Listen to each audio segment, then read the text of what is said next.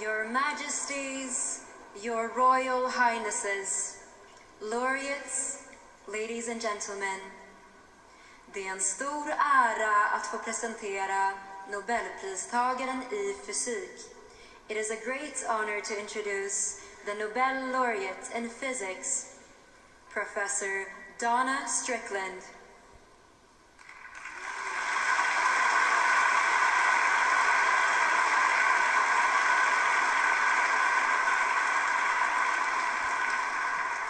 Pristagarna får priset för att ha uppfunnit nya laserverktyg. Your Majesties, Your Royal Highnesses, Your Excellencies, dear laureates, ladies and gentlemen. It is my honor to represent the Nobel Prize in Physics 2018 and speak on behalf of Arthur Ashkin and Gerard Mourou, my esteemed colleagues with whom I share the prize. Arthur Ashkin won half of it this year, and so he should be the one giving this speech. Unfortunately, he could not join us for this incredible celebration. Gerard and I want to add our congratulations to Arthur for his remarkable invention of laser tweezers that can trap living cells and wind up molecular motors. We wish Arthur could be here. As has been pointed out, I join Marie Curie and Maria Gayford-Meyer as the only women to win this prize. I am humbled to be in their company. Marie Curie is in a class all her own, as the first female winner and still the only person to win the Nobel Prize in 2 different science categories, an astounding scientist. For her PhD, Maria Gayford-Meyer, absolutely.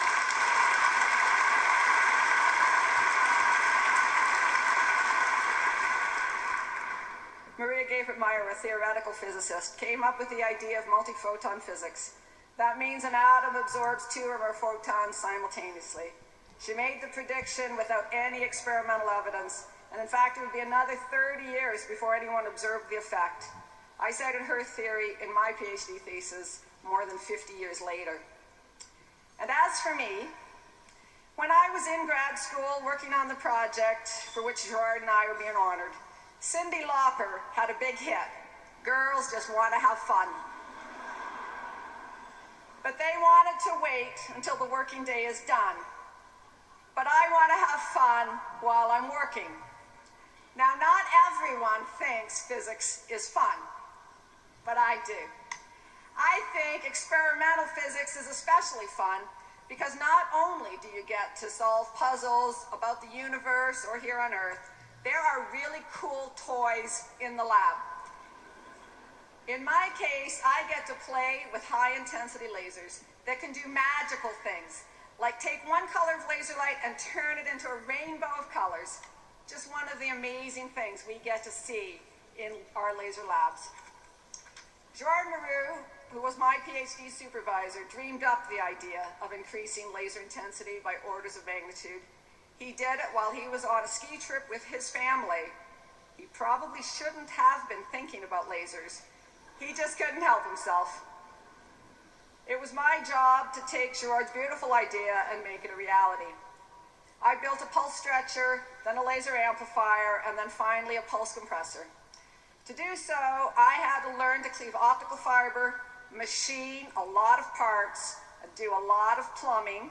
Are you feeling the fun? I had to measure the pulse durations and the frequency spectrum.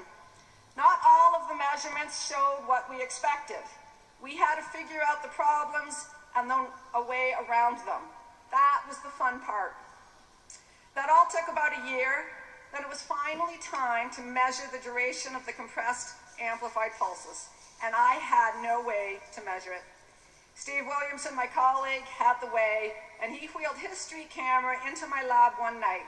And together we measured the compressed pulse width of the amplified pulses. I will never forget that night. It is truly an amazing feeling when you know that you have built something that no one else ever has, and it actually works. There really is no excitement quite like it, except for maybe getting woken up at 5 in the morning, because the Royal Swedish Academy of Sciences also thinks it was an exciting moment for the field of laser physics.